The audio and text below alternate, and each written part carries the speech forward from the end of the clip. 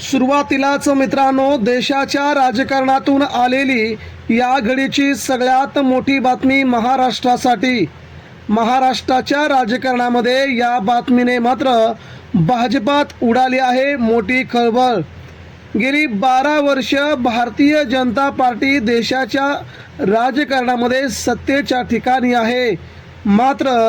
आता राजकारणाने कूस बदलले असून भारतीय जनता पार्टीला या ठिकाणी सगळ्यात मोठा हादरा बसलाय आणि महाराष्ट्रातील मराठी चेहरा पुन्हा पहिल्यांदाच देशाच्या सर्वोच्च ठिकाणी. मित्रांनो, नेमकी बातमी काय आहे आपण आता जाणून घेऊया. मराठी माणसांच्या हितासाठी उद्धव ठाकरे देखील आता मैदानामध्ये. नेमकी बातमी काय आहे ती बातमी पुढच्या 2 मिनिटांमध्ये मित्रांनो आपण जाणून घेऊया. मुंबईच्या राजकारणामध्ये सध्या एका मोठ्या राजकीय भूकंपाची चर्चा रंगली आहे. महाराष्ट्रात हा राजकीय भूकंप देशाच्या राजकारणामध्ये बदल घडवून आणतोय हे पुन्हा एकदा पहिल्यांदा सिद्ध होत आहे. महाराष्ट्र तसं पाहायला गेलं तर गेल्या 50 वर्षांपासून महाराष्ट्राने देशाला बडे नेते दिलेत. त्यामध्ये शरदचंद्र पवार, शिवसेना प्रमुख बाळासाहेब ठाकरे, अनेक नेते जे केंद्रीय राजकारणामध्ये त्यांचा दबदबा होता. राज्याच्या सीमा ओलांडून दिल्लीच्या सत्तेच्या कॉरिडॉरपर्यंत या हालचालींचे पडसाद आता उमटू लागले आहेत.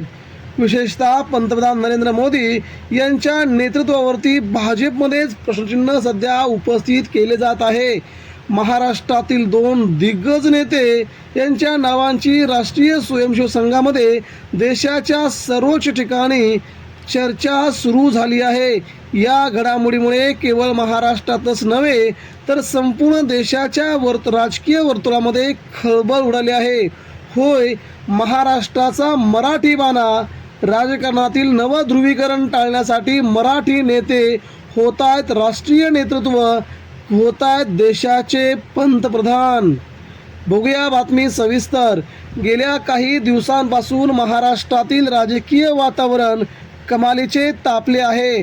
सामान्य माणसांच्या मनात असलेल्या प्रश्नांना वाचा फोडत आता थेट केंद्रातील नेतृत्वाकडे बोट दाखवले जात आहे.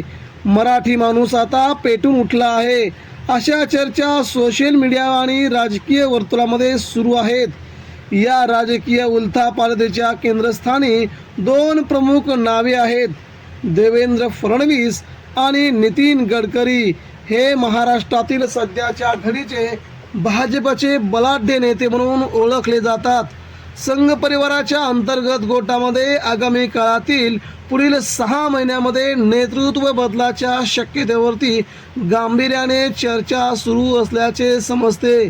राहुल गांधींनी म्हटल्याप्रमाणे 6 महिन्याच्या आत नरेंद्र मोदी यांची खुर्ची रिकामी होईल असं राहुल गांधींनी म्हटलेलेच होते. नितीन गडकरी यांचे धडाकेबाज काम आणि देवेंद्र फडणवीस यांची अभ्यासू वृत्ती हे समीकरण संघाने आता अधिक प्रभावीपणे मांडण्याचा प्रयत्न केला असून ते राष्ट्रीय पातळीवरती त्याचा फायदा करून घेण्याचा प्रयत्न सध्या भारतीय जनता पार्टी करणार असल्याचं राजकीय जाणकारांकडून स्पष्टपणे जाणवू लागलंय.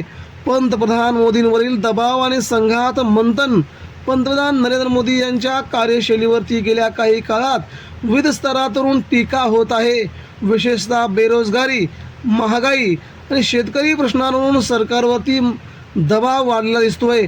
आणि आता नुकतीच झालेली नीट परीक्षा यावरून देखील केंद्र सरकारवरती खूप मोठा दबाव वाढलेला आहे. अशा परिस्थितीमध्ये आगामी निवडणुका आणि देशाचे बदलते राजकीय वातावरण लक्षात घेता संघाने नेतृत्वाबाबत फेरविचार सुरू केल्याचं संकेत मिळत आहेत.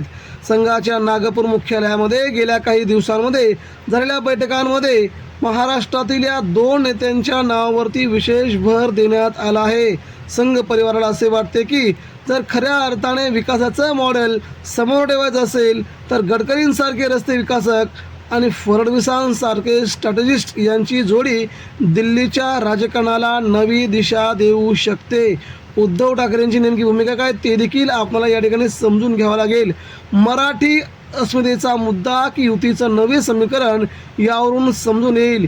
या संपूर्ण घडामोडीमध्ये उद्धव ठाकरे यांची भूमिका अत्यंत महत्त्वाची मानली जात आहे. सत्तेतून बाहेर पडल्यानंतर उद्धव ठाकरे यांनी अत्यंत आक्रमक पवित्रा घेतला आहे. आता त्यांनी मराठी माणसांच्या हितासाठी भाजपच्या या संभाव्य बदलाला पाठिंबा देण्याचे सुतोवाच केले समजते. जर नितीन गडकरी आणि देवेंद्र फडणवीस यांना केंद्रात मोठी जबाबदारी दिली गेली तर ठाकरे गट त्यांना पाठिंबा देऊन शिंदे सरकारला एकाकी पाडण्याच्या तयारीमध्ये आहे. एकनाथ शिंदे यांचे सरकार सध्या ज्या पद्धतीनं एकनाथ शिंदे काम करतायत आणि त्यांचे आमदार काम करतात याच्यावरती भारतीय जनता पार्टीला तीव्रपणे संताप आहे. यामुळे शिंदे गट सत्तेबाहेर आणि उद्धव ठाकरे आत अशा प्रकारचा राजकीय नवीन हिंदुत्वाचा चेहरा महाराष्ट्रासमोर येऊ शकतो. एकनाथ शिंदे यांच्यापुढे हे मोठं संकट उभं राहिलं दिसतंय. कारण की आता एकनाथ शिंदेंची गरज देखील भाजपला उरली नाही. कारण तृणमूल काँग्रेसचे 20 खासदार आल्यामुळे आता एकनाथ शिंदे असतील, चंद्रबाबू नायडू असतील किंवा नितीश कुमार असतील यांना भारतीय जनता पार्टी कोणत्याही स्थितीमध्ये सत्तेमध्ये कोणतंही मोठं स्थान आता देऊ इच्छित नाही. कारण त्यांची आता गरज उरलेली नाही. यामुळे शिंदेंना याचा मोठा फटका बसू शकतो. अशी चर्चा आहे की नव्या राजकीय समीकरणामध्ये शिंदेगडाला बाजूला सारून संघ आणि भाजपचे वरिष्ठ नेते एक वेगळीच खेळ खेळण्याच्या तयारीमध्ये आहेत. शिंदे समर्थकांच्या मते हे केवळ अफवांचं सत्र आहे. मात्र राजकीय विश्लेषकांच्या मते धुराशिवाय आग नसते. ज्या पद्धतीने राज्यातील वरिष्ठ नेते दिल्लीच्या फेऱ्या वाढवत आहेत आणि संघ प्रमुखांशी भेटीगाठी करत आहेत यावरून काहीतरी मोठं शिजत असल्याची स्पष्ट शक्यता आहे. दुसरीकडे महाराष्ट्रामध्ये कार्यकर्त्यांमध्ये या बदलामुळे आनंदाचं वातावरण आहे. मराठी माणसांचा मान दिल्लीत वाढणार असेल तर तो महाराष्ट्रासाठी गौरवच आहे अशी भावना देखील व्यक्त केली जाते. देशाच्या सर्वोच्च स्थानी देवेंद्र फडणवीस बसणार की नितीन गडकरी बसणार हे जरी आत्ताच समजत नसलं तरी देखील महाराष्ट्राच्या राजकीय वर्चस्वाचा हा खूप मोठा राजकीय खेळ असेल हे देखील या ठिकाणी खूप महत्त्वाचं आहे. महाराष्ट्राचे राजकारण सध्या एका वळणावरती उभं आहे. पंतप्रधान नरेंद्र मोदी यांच्या नेतृत्वाला आव्हान देणारी चर्चा केवळ राजकीय नाही तर ती एक धोरणात्मक बदल दर्शवणारी आहे. संघ परिवाराचा कौल कुणाकडे जातो हे पाहणं महत्त्वाचं ठरेल. फडणवीस आणि गडकरी यांच्यातील समन्वय जर यशस्वी झाला तर मात्र देशाच्या राजकारणामध्ये मोठा बदल घडणं निश्चित आहे. यावेळी शिवसेना पक्षप्रमुख उद्धव ठाकरे कोणती भूमिका घेतात याकडे सगळ्यांचंच लक्ष असेल. त्यामुळे उद्धव ठाकरे हे आता कोणत्या राजकीय भूमिकेकडे आपला नवीन वाटचाल करतात, भाजपसोबत जातात की नाही हे आपल्याला लवकरच समजेल. मित्रांनो, आपणास काय वाटतंय? मराठी माणूस पंतप्रधान झाला तर आपल्या प्रतिक्रिया काय असतील? प्रतिक्रिया द्या.